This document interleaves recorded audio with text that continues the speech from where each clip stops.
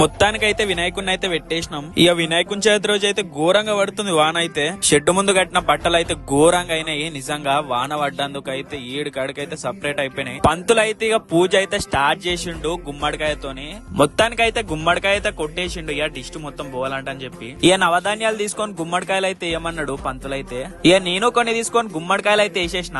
ఇక పూజ అయితే స్టార్ట్ అయిపోయింది అనమాట. 4.5 feet గణేశుడు అనమాట. మేమైతే ధూల్పేటలో అయితే బుక్ చేసినాం. పంతులు అయితే మంత్రాలు అయితే చదువుతుండు. ఇక మేము అందరం కలిసి చెంబులోనైతే అక్షంతలు అయితే వేసేసినాం. ఇక వినాయకునికి అయితే కండవైతే కప్పేసిర్రు అన్న వాళ్ళు అయితే. ఇక పంతులు వచ్చి బొట్టు అయితే పెట్టేసిండు దేవునికైతే.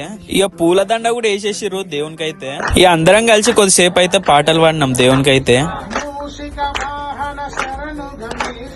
ఇక మా వాళ్ళందరూ కలిసి దేవుని తాడైతే కట్టించుకురు చేతికైతే. ఇక దేవుని కాడ అయితే ఒక చిన్న లడ్డు ఇంకొక పెద్ద లడ్డు అయితే పెట్టేసిర్రు. మొత్తానికైతే పూజ కంప్లీట్ అయిపోయింది. ఇక లాస్ట్ లో అయితే ప్రసాదం అయితే తిన్నా. ఇవాళకి ఇంతే. ఇక నెక్స్ట్ షాట్ లో అయితే కలుసుకుందాం.